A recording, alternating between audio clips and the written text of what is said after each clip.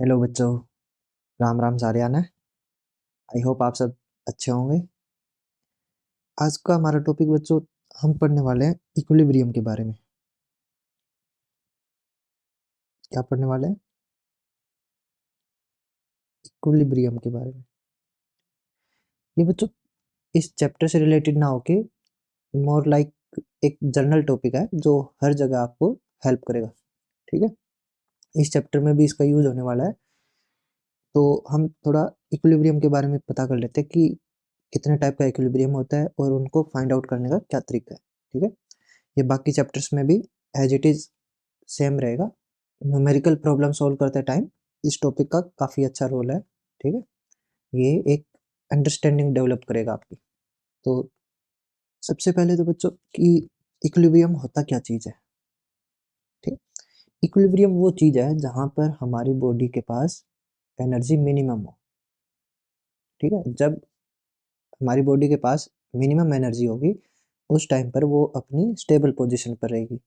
और हम कह सकते हैं कि उस टाइम पर उस पे नेट फोर्स क्या होनी चाहिए, जीरो। तब हम बोल सकते हैं कि हमारी वो बॉडी इक्विलिब्रियम पोजीशन पे है।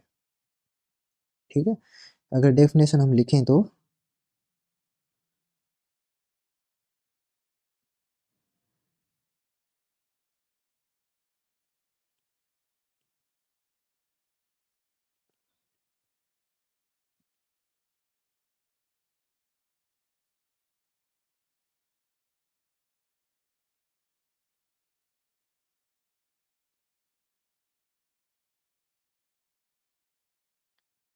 Where net forces acting on a body are zero, that means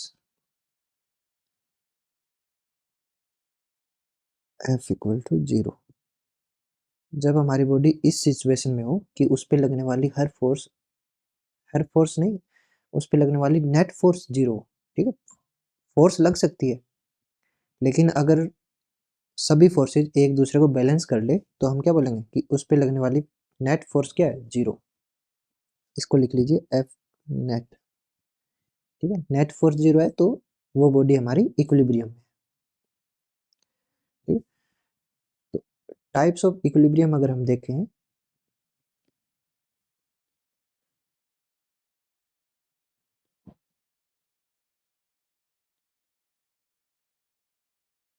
तो हम इक्विलिब्रियम को तीन पार्ट में डिवाइड कर सकते हैं।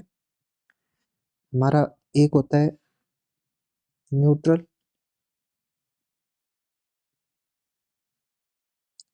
एक होता है बच्चों स्टेबल इक्विलिब्रियम,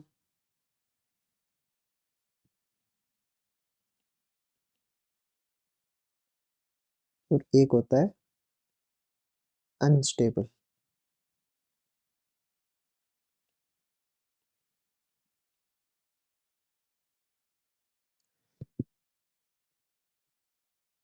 तीनों को देखेंगे हम कैसे कैसे क्या क्या होता है इनमें। एक सिचुएशन सपोज करो बच्चों कि ये हमारा ग्राउंड हो गया। ठीक, हाँ, ग्राउंड पर हमारे पास ये बॉल है। इस टाइम पर इस बॉल पे लगने वाली फोर्स क्या है, जीरो। ठीक है, अब मैं क्या करता हूँ कि मैं इस बॉल को मूव करवाता हूँ। ऐसे मूव करवाया बॉल को मैंने, यहाँ पे आ गई मेरी बॉल। और अगर इस पोजीशन पर भी बॉल पर लगने वाली फोर्स क्या रही, जीरो। ठीक है, यानी कि मैंने बॉल को मूव करवाया। ठीक है, बॉल हमारी मोशन में थी लेकिन उस पे लगने वाली फोर्स में कोई चेंज नहीं आया। फोर्स स्टार्टिंग में भी जीरो थी, बाद में भी जीरो है। तो इस टाइप के मोशन को हम बोलेंगे न्यूट्रल है ये। ठीक है, इसमें किसी टाइप का कोई इक्विलिब्रियम नहीं है, ना स्टेबल है ना अनस्टेबल है, ये न्यूट्रल है। एक सिचुएशन दूसरी होती है बच्चों, उसमें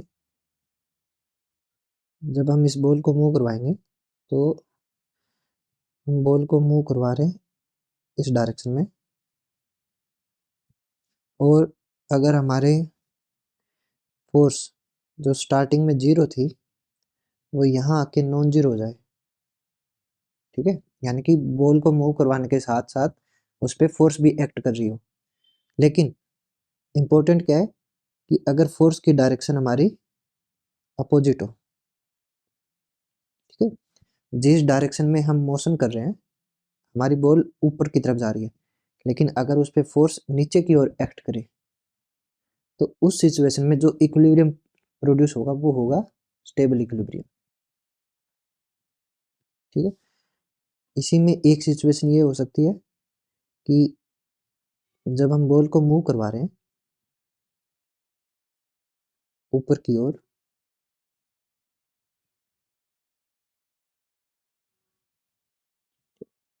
स्टार्टिंग में हमारी फोर्स 0 थी, लेकिन जब हमने बॉल को मूव करवाया तो हमारी फोर्स आती है नॉन जीरो, और नॉन जीरो फोर्स के साथ फोर्स की डायरेक्शन हमारी अगर अपवर्ड रहे, यानी कि जिस डायरेक्शन में हमारा मोशन हो रहा है उसी डायरेक्शन में फोर्स एक्ट करे, मोशन हमारा अपवर्ड डायरेक्शन में और फोर्स भी हमारी अपवर्ड डायरेक्शन में, अगर दोनों की डायरेक्शन सेम हो तो उस केस में जो इक्विलिब्रियम प्रोड्यूस होगा वो होगा अनस्टेबल इक्विलिब्रियम।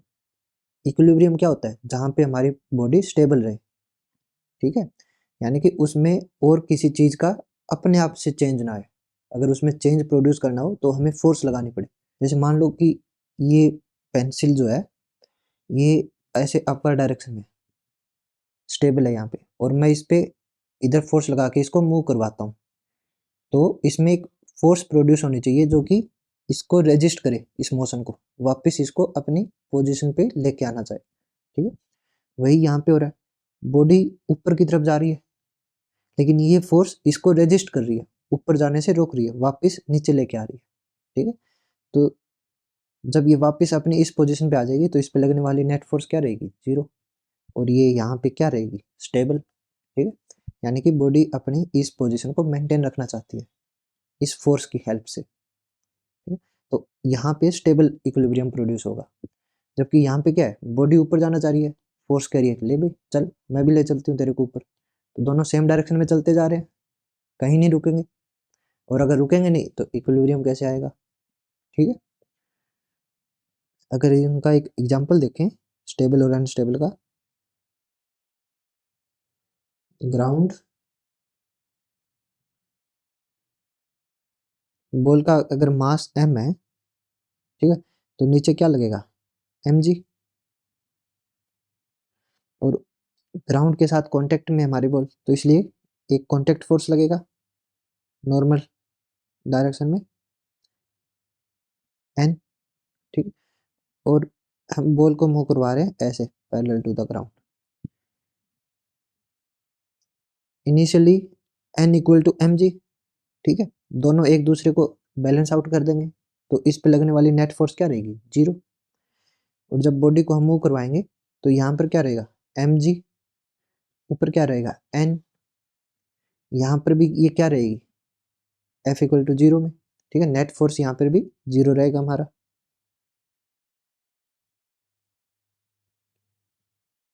ठीक है। दोनों सिचुएशन में हमारा नेट फोर्स क्या है? 0, और बॉडी को हमने मूव भी करवाया है पैरेलल टू द ग्राउंड, तो ये किस टाइप का एग्जाम्पल हो गया हमारा?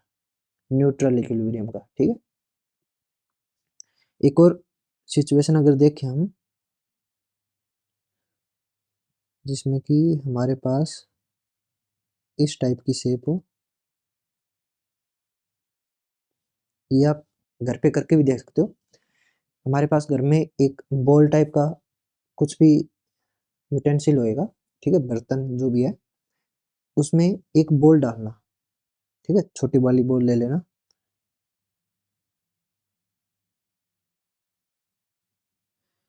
इस बॉल को जब मूव करवाओगे ऐसे, ठीक है, तो ये क्या होगा? मान लो बॉल यहाँ पे पहुंची हमारी, बॉल का मास क्या है हमारा? m, तो mg नीचे लग रहा है, और बॉल हमारी सरफेस के साथ कांटेक्ट में, तो कांटेक्ट फोर्स हमारी ऐसे लगेगी नॉर्मल टू द सरफेस, तो पैरेललोग्राम लॉ से हमारा अगर हम नेट फोर्स निकालें, नेट फोर्स ऐसे आ जाएगा बच्चों, ठीक है। यानी कि ये जो नेट फोर्स है, इस डायरेक्शन में हमारा जो नेट फोर्स आया है, ये क्या करेगा, इस बॉल को वापस लेके आएगा इस पोजीशन पे, ठीक है। पहले इनिशियली बॉल हमारी यहाँ पे थी, हमने उसको डिस्प्लेस किया, तो ये इस पे लगने वाला फोर्स क्या होगा, उसको वापस लेके आएगा। अगर बॉल यहाँ से वापस उधर जाएगी तो इस पोजीशन पर फोर्स इस डायरेक्शन में लगेगा और ये वापस उसको यहाँ लेके आएगा। तो ओवरऑल हो क्या रहा है, एक टाइम ऐसा आएगा जब हमारी बॉल यहाँ पे आके रुक जाएगी। स्टार्टिंग में ऐसा मोशन होएगा और फिर लास्ट में हमारी बॉल यहाँ पे आके रुक जाएगी। यानी कि यहाँ पर क्या बन रहा है, हमारा स्टेबल इक्विलिब्रियम, ठीक है। और मोशन हमारा बॉल का इस डायरेक्शन में हो रहा था और उस पे लगने वाली फोर्स हमारी अपोजिट डायरेक्शन में है। तो हम क्या बोल सकते हैं कि हमारा मोशन ऑफ द बॉल और उस पे लगने वाली फोर्स एक दूसरे के अपोजिट हो तो कौन सा इक्विलिब्रियम बनेगा, हमारा स्टेबल इक्विलिब्रियम, ठीक है। और स्टेबल इक्विलिब्रियम में एक पॉइंट ऐसा आएगा जहां पर हमारी बॉल आके फाइनली रुक जाएगी, तो वो पॉइंट यहाँ पे बन रहा है हमारा, ठीक है। यहाँ पर ये मोशन होने के बाद में एक टाइम ऐसा आएगा जब बॉल यहाँ पे आके स्टेबल हो जाएगी। अब उसके पास और मोशन करने के लिए कोई एनर्जी नहीं बची है। जब बच्चा भूखा होता है तो क्या होता है, वो शांत बैठा होता है, ठीक है, उसके पास काम करने की कोई भी एनर्जी नहीं है, तो हम क्या बोल सकते हैं, वो स्टेबल है, ठीक है। और जब उसको खाना खिला दो, उसके पास एनर्जी आ गई, तो फिर वो दौड़ता रहेगा सारा दिन, ठीक है, उसको हम क्या बोलेंगे, वो अभी अनस्टेबल है। तो स्टेबल करने के लिए उसके पास क्या होनी चाहिए, एनर्जी हमारी मिनिमम होनी चाहिए, ठीक है। तो इस पॉइंट पे पार्टिकल के पास में मिनिमम एनर्जी रहेगी। यहाँ पर देखोगे तो यहाँ पे क्या है, उसके पास अगर ये हम ग्राउंड लेते हैं तो एक काइंड ऑफ पोटेंशियल एनर्जी है उसके पास, और यहाँ पे आने के बाद में उसके पास पोटेंशियल एनर्जी क्या हो रही है, जीरो। जब तक बॉडी ये मोशन कर रही है तब तक टोटल एनर्जी हमारी सेम रहेगी दोनों पोजीशन पे, क्योंकि यहाँ पर क्या हो जाएगी, काइनेटिक एनर्जी में चेंज हो जाती है वो। लेकिन हम बात कर रहे हैं जब बॉडी यहाँ पे रुकी हुई है, रुकी हुई केस में ना तो इसके पास पोटेंशियल एनर्जी है और ना ही इसके पास काइनेटिक एनर्जी है, ठीक है। और इस पोजीशन पे उसके पास क्या है, पोटेंशियल एनर्जी है, तो ये ज़्यादा एनर्जी वाली स्टेट है, ठीक है। यानी कि यहाँ पे बच्चे का पेट भरा हुआ है, तो वो अब भाग दौड़ करता रहेगा, और जब उसका पेट बिल्कुल खाली हो जाएगा, भूख लग जाएगी, तब वो यहाँ पे आके रुक जाएगा कि मम्मी अब मेरे को खाना दे दो, ठीक है। वो इस पोजीशन पे स्टेबल है, ठीक है। ऐसा ही एक एग्जांपल हम अनस्टेबल का और देखते हैं।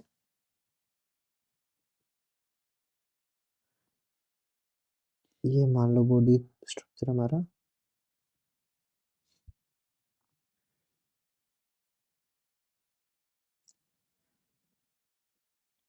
अब बच्चों क्या करना कि ये जो बॉल लिया था हमने किचन में से, उसको उल्टा कर देना।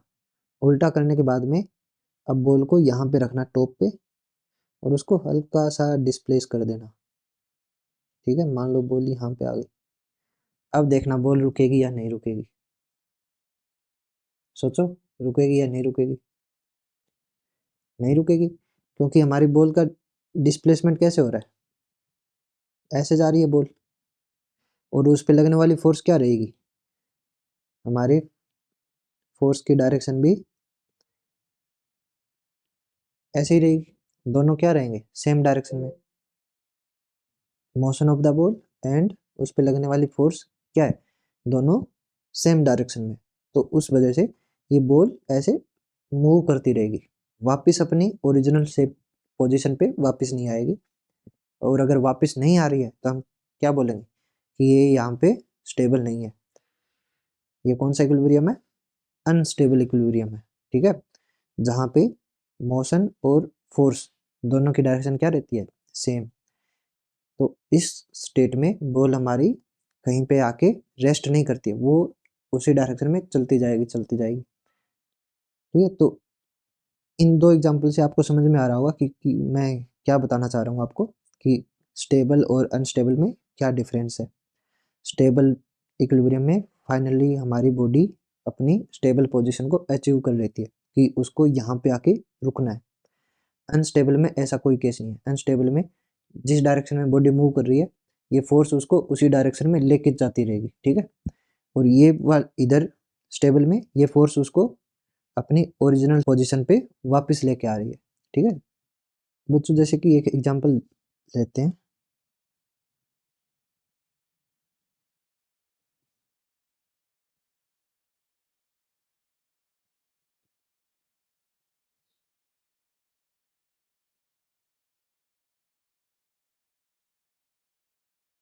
हमें एक ग्राफ दे रखा है,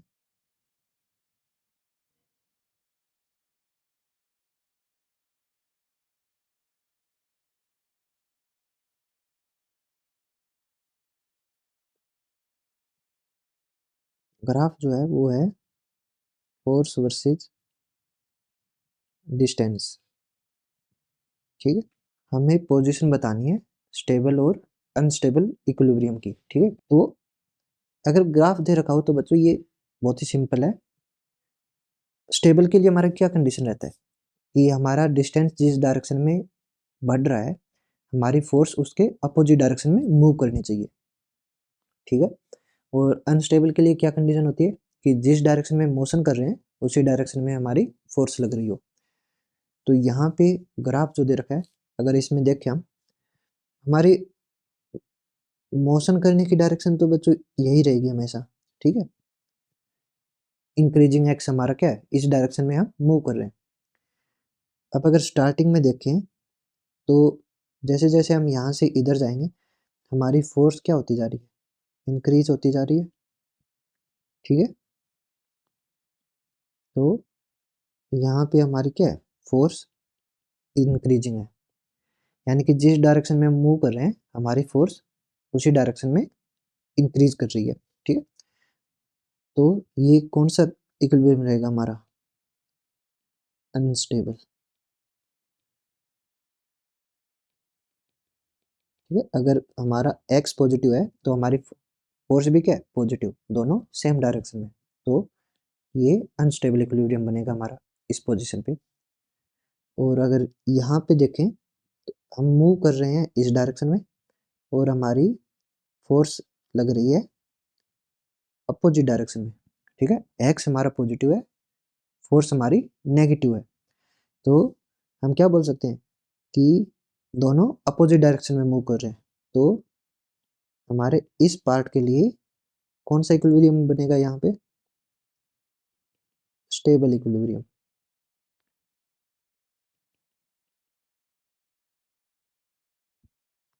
ठीक है। तो हम अगर हमें ग्राफ दे रखा हो तो हम इजीली बता सकते हैं कि कहाँ पे स्टेबल बन रहा है और कहाँ पे अनस्टेबल इक्विलिब्रियम बन रहा है, ठीक है। हमें बस क्या देखना है, हमें देखना है कि हमारे फोर्स और डिस्टेंस के बीच में कैसा रिलेशन है। अगर दोनों सेम डायरेक्शन में तो अनस्टेबल बनेगा, ठीक है। बॉडी कभी भी रेस्ट में नहीं आएगी उस कंडीशन में। तो और अगर दोनों अपोजिट डायरेक्शन में हो तो उस टाइम पे एक पॉइंट ऐसा आएगा जहाँ पे हमारी बॉडी आके फाइनली रेस्ट करेगी। तो वहाँ पे क्या बनेगा हमारा, स्टेबल इक्विलिब्रियम, ठीक है। अब अगर ग्राफ दे रखा हो तब तो ये चीज़ें हम देख सकते हैं, आसान है। दिक्कत तब आती है जब हमें मैथमेटिकल इक्वेशन दे रखी हो। जब मैथमेटिकल इक्वेशंस होगी तो उसमें अगर इक्विलिब्रियम फाइंड आउट करना हो तब क्या प्रोसीजर रहेगा वो देखते हैं।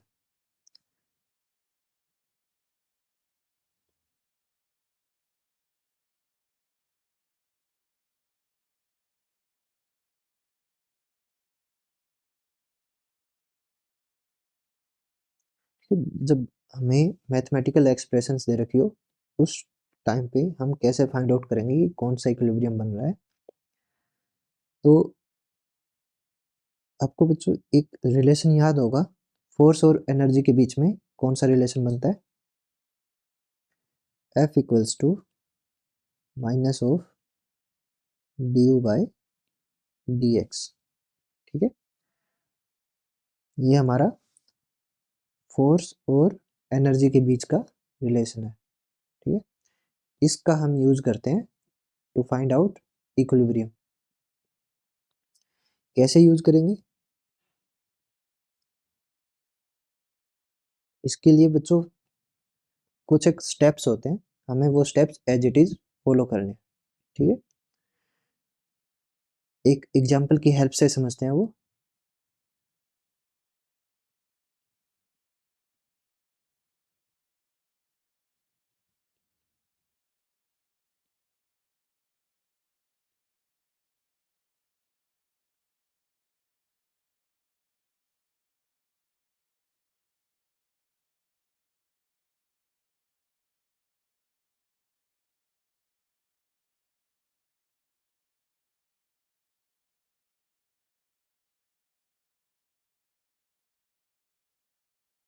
हमें बच्चों एनर्जी दे रखी है मैथमेटिकल फॉर्म में, ठीक है? U equals to a by x square minus b by x cube.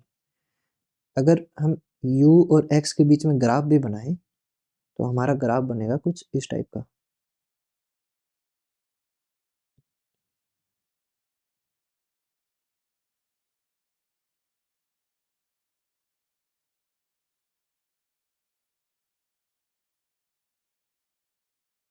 इधर हमारी u रहेगा और यहाँ पे हमारा x रहेगा।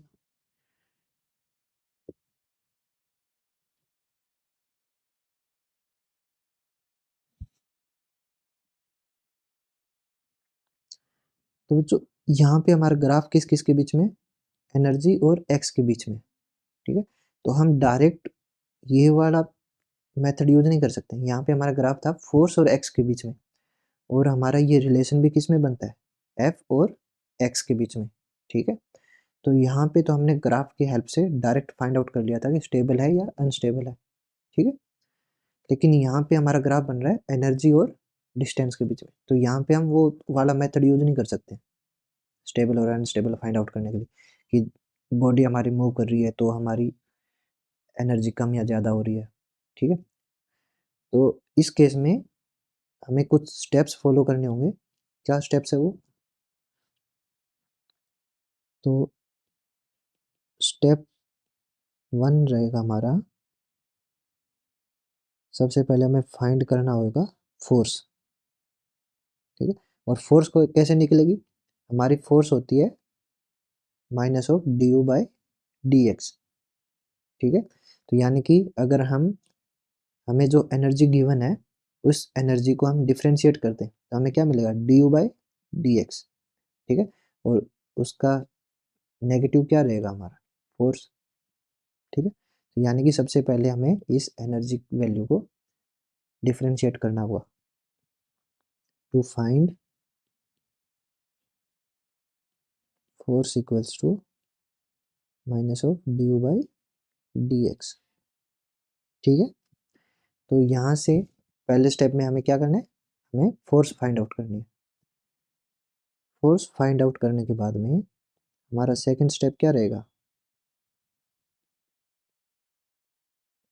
हमारा स्टेप 2 रहेगा बच्चों, find x for which f equals to 0,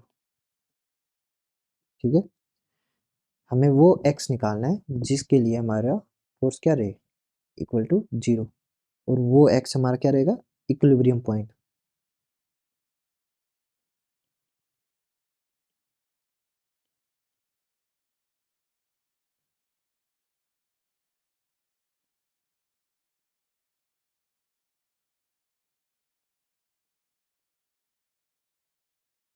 अब हमारा स्टेप 3 क्या रहेगा? अभी तक देखो हमने क्या निकाला है? हमने सबसे पहले फोर्स निकाली, इस फोर्स की हेल्प से हम वो एक्स निकालेंगे जिसके लिए हमारी फोर्स क्या रहे? 0, ठीक है? और वो एक्स हमारा क्या रहेगा? Equilibrium point. अब इक्विलिब्रियम पॉइंट तो हमने दो तरह के पढ़े थे, स्टेबल और अनस्टेबल, ठीक है? कौन सा एक्स हमें स्टेबल देगा और कौन सा एक्स हमें अनस्टेबल इक्विलिब्रियम देगा, ठीक है? ये पता करने के लिए हमें क्या करना पड़ेगा? हमें जाना होगा स्टेप 3 पे, find D square you by D x square, ठीक है, यानी कि सेकंड डेरिवेटिव। हमारा D you by D x क्या था, फर्स्ट डेरिवेटिव। ठीक है, इसको एक बार और डिफ्रेंशिएट कर देंगे तो हमें क्या मिलेगा, D square you by D x square, यानी कि सेकंड डेरिवेटिव। हमें ये फाइंड आउट करना होगा, और ये फाइंड आउट करने के बाद में हमें देखना है कि इसकी वैल्यू कैसी है, पॉजिटिव या नेगेटिव।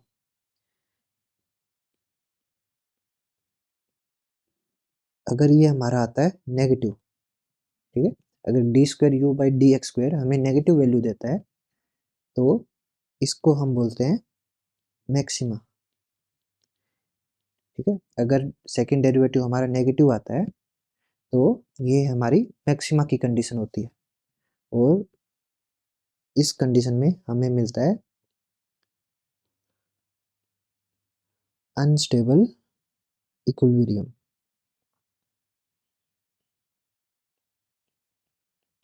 ठीक है, इस कंडीशन पर हमें मिलेगा अनस्टेबल इक्विलिब्रियम अगर हमारी मैक्सिमा की कंडीशन आती है तो, यानी कि इस कंडीशन पे हमारी एनर्जी मैक्सिमम वैल्यू दे रही है।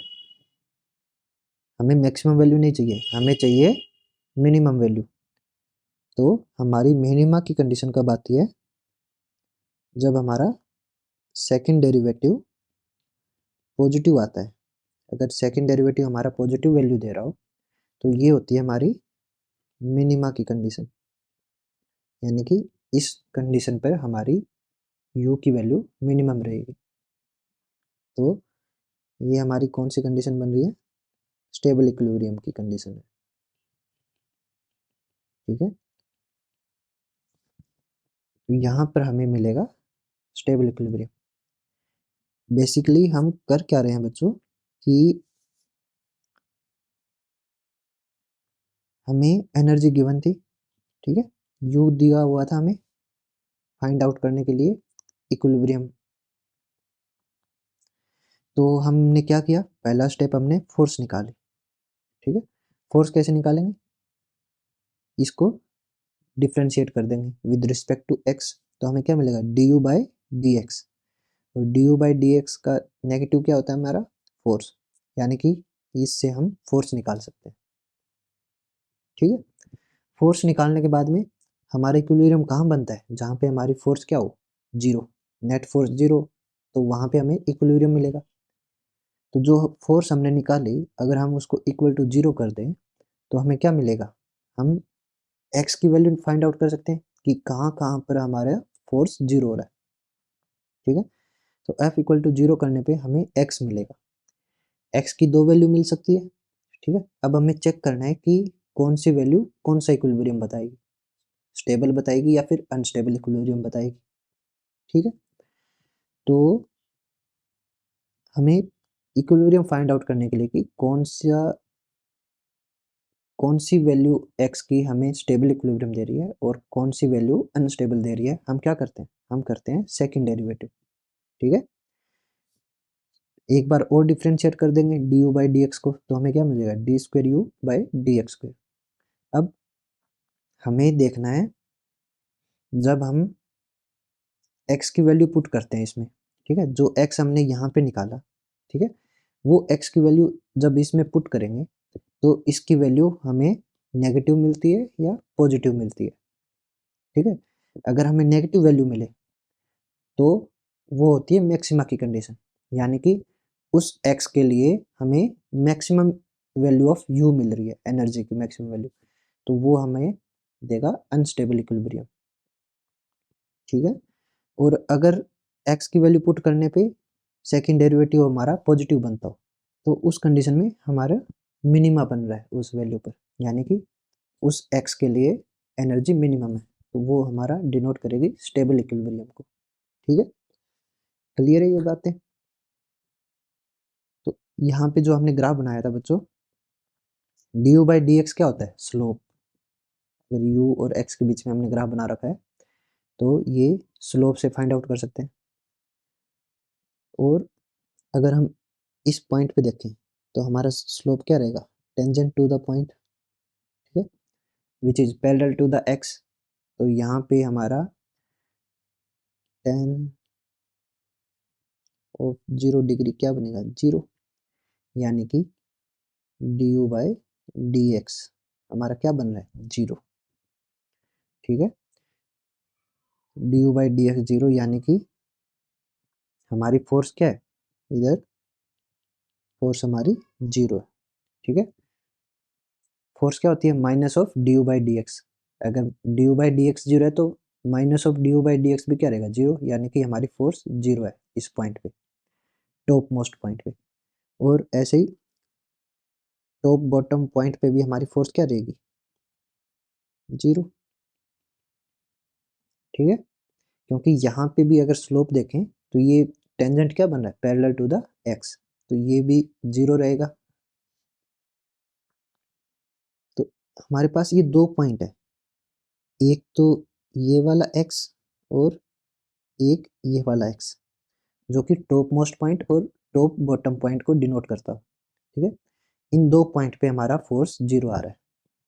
अब हमें पता करना है कि कौन से पॉइंट के लिए हमारा मैक्सिमा बन रहा है और कौन से पॉइंट के लिए मिनिमा बन रहा है, यानी कि x की दो वैल्यू होगी, हमें फाइंड आउट करना है कि कौन सा स्टेबल देगा कौन सा अनस्टेबल देगा। तो दूसरा तरीका क्या था फिर, स्टेप 3 में सेकंड डेरिवेटिव निकालते हैं और वैल्यू पुट करते हैं x की, नेगेटिव आता है या पॉजिटिव आता है तो उसके कोरिस्पोंडिंग हम बता सकते हैं कौन सा इक्विलिब्रियम है। ठीक है, यानी कि सेकंड डेरिवेटिव निकालने के बाद में हम ये वैल्यू पुट कर देंगे उसमें x की। अगर वैल्यू पॉजिटिव आ गई तो हमारा मिनिमा बनता है, और अगर वैल्यू नेगेटिव आ गई तो मैक्सिमा बनता है। ठीक है, लेकिन यहाँ पे हम डायरेक्ट देख सकते हैं u और x के बीच में ग्राफ है, तो इस पॉइंट पे हमारा u क्या है, एनर्जी मैक्सिमम है। ठीक है, एनर्जी मैक्सिमा होने की वजह से u हमारा मैक्सिमम है, तो ये हमारा क्या बनेगा अनस्टेबल इक्विलिब्रियम। ठीक है, और दूसरे और इस वाले x के लिए हमारा u क्या रहेगा मिनिमम। ठीक है, यहाँ पर हमारा u मिनिमम है, u मिनिमम होने की वजह से हम इसको क्या बोल सकते हैं स्टेबल इक्विलिब्रियम। ठीक है, क्लियर। ये तो हमारे पास ग्राफ था, इसलिए हम u मिनिमम और u मैक्सिमम बता पा रहे हैं। अगर हमें क्या गिवन हो, हमें सिर्फ और सिर्फ इक्वेशन गिवन हो, तो फिर हमें क्या करना पड़ेगा, हमें सेकंड डेरिवेटिव निकालना पड़ेगा और उसमें वैल्यू पुट करके हम नेगेटिव या पॉजिटिव देख सकते हैं कि सेकंड डेरिवेटिव हमारा क्या बन रहा है, और उसके अकॉर्डिंग हम बता सकते हैं कि स्टेबल है या अनस्टेबल है। ठीक है, एक न्यूमेरिकल करते हैं इस पे, तो और ज़्यादा अच्छे से क्लियर हो जाएगा आपको ये स्टेप। तो करते हैं,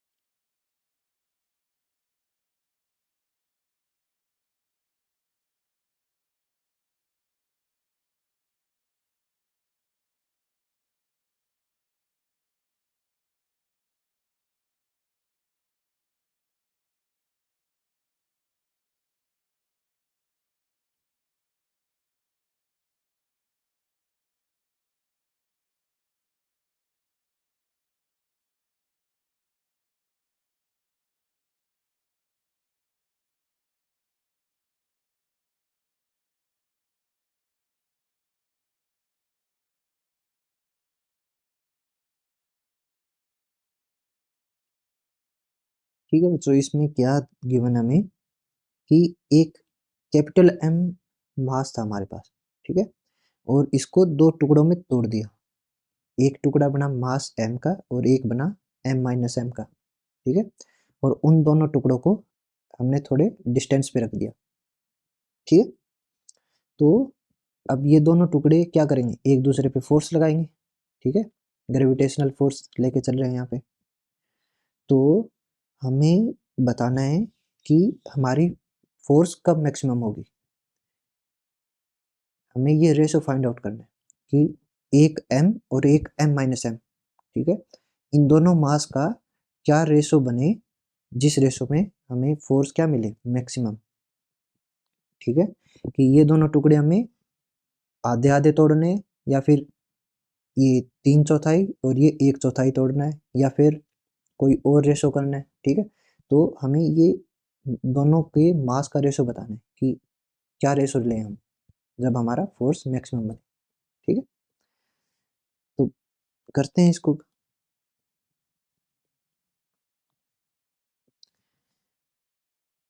पहले हमारे पास क्या था कि एक कंप्लीट मास था, ठीक है, कैपिटल एम, इसको हमने तोड़ा,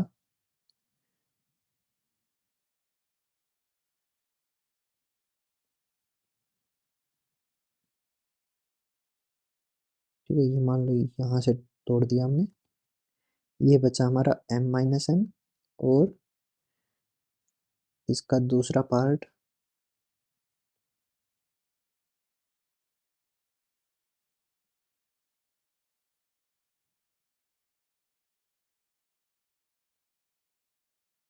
ये बचा हमारा m। ठीक है, और हमने इन दोनों को r के गैप पे रख दिया।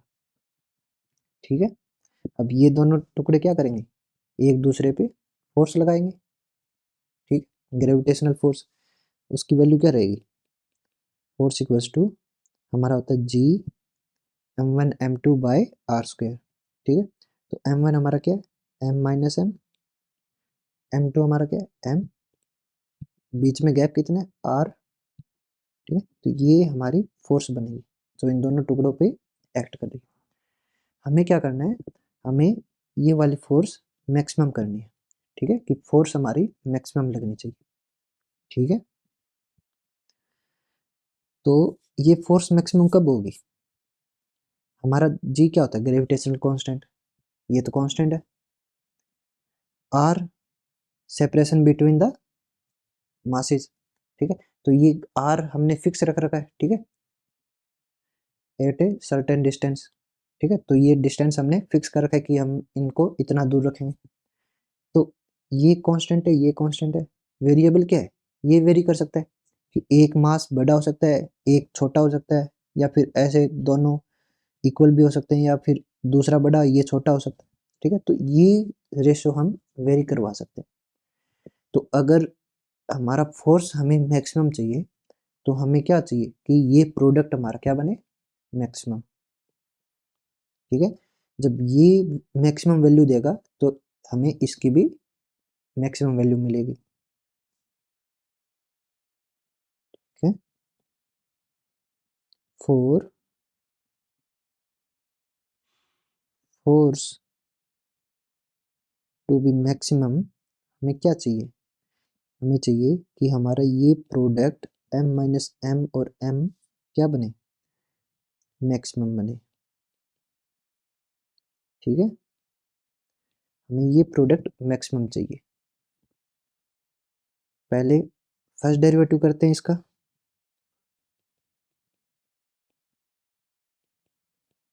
Differentiate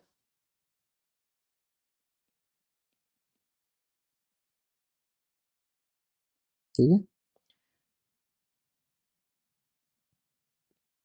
with respect to mass m। ठीक है, हम डिफरेंशिएट उसके रिस्पेक्ट में करते हैं जो हमारा वेरिएबल हो। ठीक है, यहाँ इन दो टुकड़ों में से हमारा वेरिएबल क्या है, ये वाला टुकड़ा, ये जितना हम बड़ा करते जाएंगे ये उतना ही छोटा होता जाएगा। ठीक है, तो इन दोनों में से हमारा वेरिएबल कौन सा रहता है, जो हम मान सकते हैं वेरिएबल, ये मानेंगे हम। ठीक है, क्योंकि इसकी वैल्यू पे ये डिपेंड कर रहा है। आगे बात समझ में, उल्टा भी मान सकते हैं पर ये ज़्यादा आसान रहेगा डेरिवेटिव करते टाइम। ठीक है, तो हम डिफ्रेंशिएट कर देंगे हमारे इस मास m के रिस्पेक्ट में, क्या बनेगा, d by d m of m m minus m square, तो ये हमारा क्या बन रहा है, differentiation of u minus v। तो क्या बन जाएगा, differentiation of u, differentiation of v, दोनों का अलग अलग डिफ्रेंशिएशन कर सकते हैं। d by d m of m m minus d by d m of m square. ठीक है, यहाँ से हमारा क्या बनेगा, कैपिटल एम बच्चों कांस्टेंट हमारा, ठीक है, ये इनिशियल मास तो हमारा कांस्टेंट था, तो कैपिटल एम हम बाहर निकाल सकते हैं।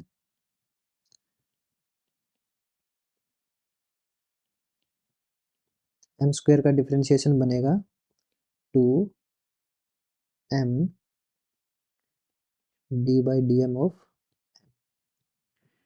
ठीक है, d m by d m cancel out हो जाएगा, यानी कि 1 बनेगा, तो ये वैल्यू बन रही है हमारी ये, ठीक है, यानी कि फर्स्ट डेरिवेटिव हमारा ये आ गया। अब हमारा सेकंड स्टेप क्या रहता है कि हम इस फर्स्ट डेरिवेटिव को इक्वल टू 0 कर देते हैं और हमारे वेरिएबल की वैल्यू फाइंड आउट करते हैं। तो स्टेप 2 हमारा क्या रहेगा, हमारे इसको इक्वल टू 0 कर देंगे, ठीक है, तो हमें क्या मिल रहा है, m minus 2m equal to 0, यहाँ से हमारा आ जाएगा, तो हमारे वेरिएबल की वैल्यू आ रही है बच्चों m बाय 2, ठीक है, तो हमें पता तो चल गया कि हमारा जो स्मॉलर मास है वो m बाय 2 में डिवाइड होना चाहिए, यानी कि इसको हमें ऐसे तोड़ना है, ठीक है, m बाय 2 ये बन जाए, m बाय 2 ये बन जाए, ठीक है, लेकिन अभी हम श्योर नहीं है कि अगर हम हाफ हाफ टुकड़े कर दें तो हमें क्या मिलेगा, हमें मैक्सिमा मिलेगा या फिर हमें मिनिमा मिलेगा, उसके लिए हम श्योर नहीं है। तो वो कैसे पता चलेगा, वो हम श्योर होंगे सेकंड डेरिवेटिव निकाल के।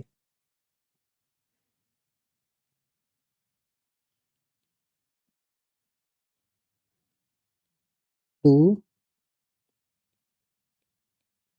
चेक मैक्सिमा और मिनिमा, हम क्या करेंगे, सेकंड डेरिवेटिव निकाल लेंगे इसका।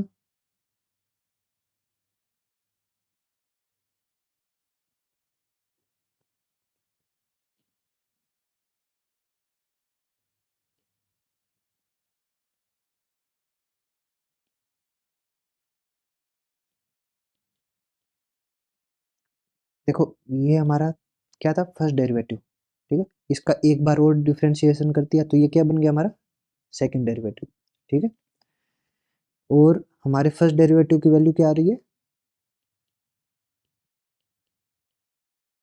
हमारा फर्स्ट डेरिवेटिव क्या बना था, m माइनस 2m, ठीक है, तो यानी कि हमें एक बार और डिफ्रेंशिएशन कर देना है m माइनस 2m का, क्या बनेगा हमारा ये, दोनों का अलग अलग से डिफ्रेंशिएशन होगा,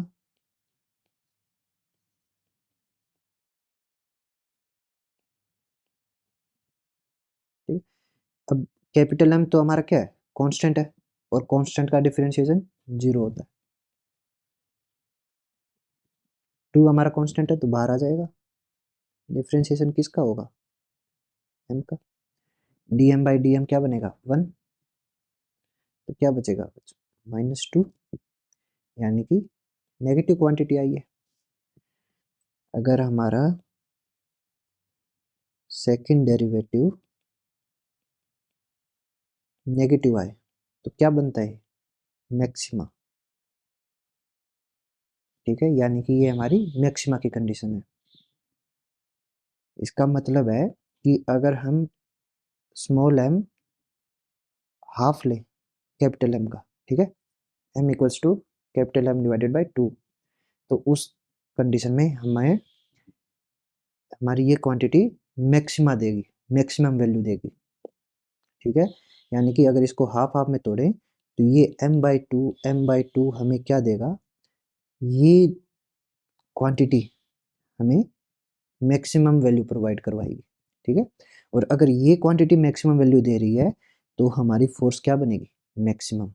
यही हमें निकालना था कि हमारी फोर्स मैक्सिमम होनी चाहिए, ठीक है। तो ये और ये m/2 होंगे तो हमें ये मैक्सिमम वैल्यू देगा, ठीक है। तो हमें क्या निकालना था, हमें फाइंड आउट करना था रेशो, ठीक है, कि ये रेशो कितना बनेगा, ठीक है, जब हमारी फोर्स मैक्सिमम होगी। तो ये रेशो हमारा बनेगा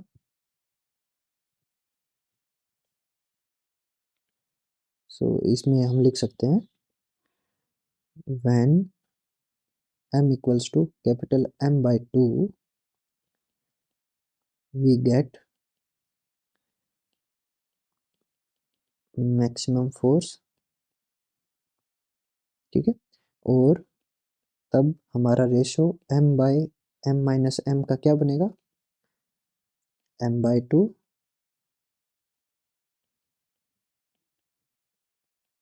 यानी कि m/2 यानी कि 1, ठीक।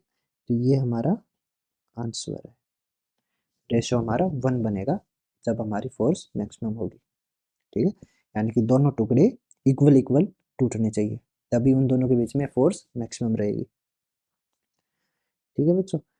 आई होप आपको ये यूज़ करना आ गया होगा कि इन डिफरेंट स्टेप्स का हम कैसे यूज़ कर सकते हैं मैक्सिमम और मिनिमम वैल्यू निकालने के लिए, ठीक है। जब हमारा सेकंड डेरिवेटिव नेगेटिव रहता है तो वो हमें मैक्सिमम वैल्यू प्रोवाइड करवाता है, और सेकंड डेरिवेटिव अगर पॉजिटिव हो तो वो हमें मिनिमम वैल्यू प्रोवाइड करवाता है। क्वांटिटी हमारी कुछ भी हो सकती है, एनर्जी, मास, फोर्स, कुछ भी क्वांटिटी हो।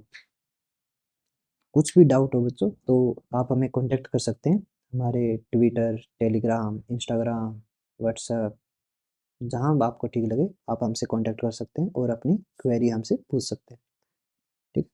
मिलेंगे अगली क्लास में। जय श्री राम।